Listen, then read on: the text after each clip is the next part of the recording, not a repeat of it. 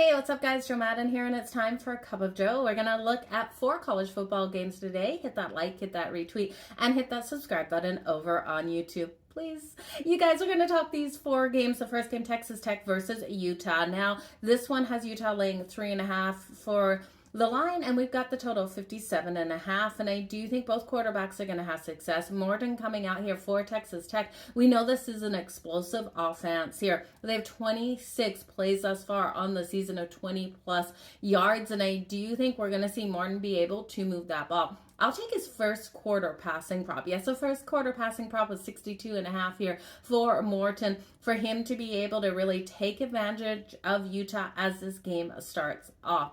Then when we look at Utah here, Dempierre coming out, their quarterback, he has a solid ability to create plays. I like his ability to use his legs when he feels that pressure and cannot find anyone downfield.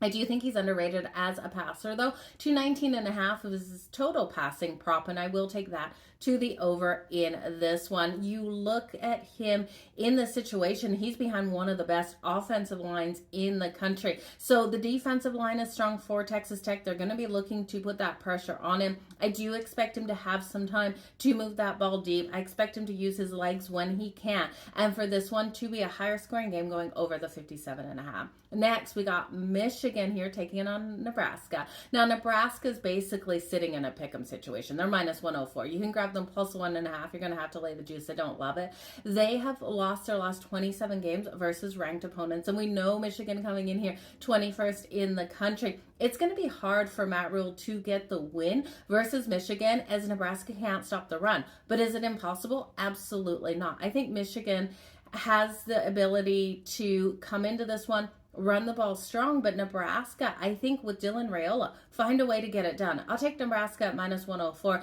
I will look at some props here for Michigan. I just don't trust Bryce Underwood, and that's what it comes down to. Justin Haynes, so the running back, I'm taking him over 91.5 rushing yards. His anytime touchdown, minus 145. It's juicy, but I do think he gets in the end zone.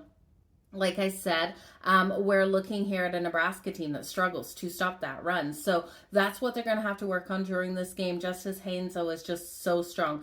He will find success. They'll be able to move the ball on the ground, but Dylan Raiola has to come in and answer back.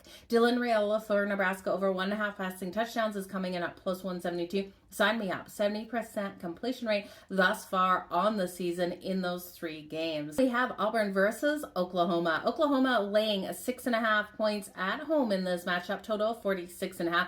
I don't think this one is high enough. The storyline behind this is Jackson Arnold returning back to Norman to face his former team. John Metier, the quarterback now for Oklahoma, is so solid, you guys. You look at his ability to move that ball. He's been able to put 368 average yards up per game.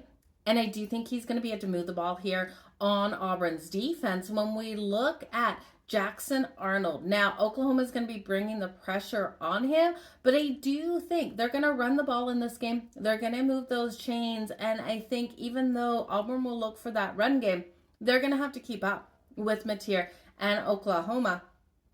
And this one squeaks over that total of 46.5. I'll take it to the over. I'll also look at Joe Metier here for over 259.5 passing yards in this game at minus 114, over 1.5 passing touchdowns at plus 134. And then Jackson Arnold in his return to Norman to rush one in with his legs. That's coming in at plus 140. Last but not least, we're looking at Florida versus Miami. Miami laying 7.5, and I know it seems like a lot of points, but I just don't think it's enough.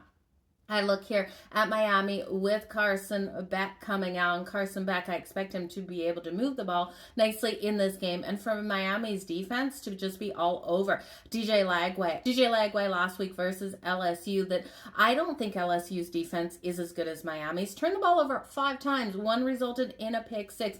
I'm expecting in this game Miami to be all over DJ Lagway and for Miami to get a nice big win. Carson Beck to be able to move that ball nicely up and down the field here. You can look at the first half, laying 4.5 for Miami at minus 104. I love it. This is a defense that's only allowing 13 points per game, and they're going to come hard at Lagway. If you can take the defensive touchdown at plus 550, I'd be all over it today for Miami, but it's Miami laying the 4.5 in the first half, Miami laying the 7.5 for the full game, the defensive touchdown at plus 550, and then Yeah, Miami. It's just everything about Miami. If you want to look at Carson Beck, props, you definitely can. But that's all I'm playing, you guys. All the best in all of your bets. Thanks for joining me for a cup of Joe.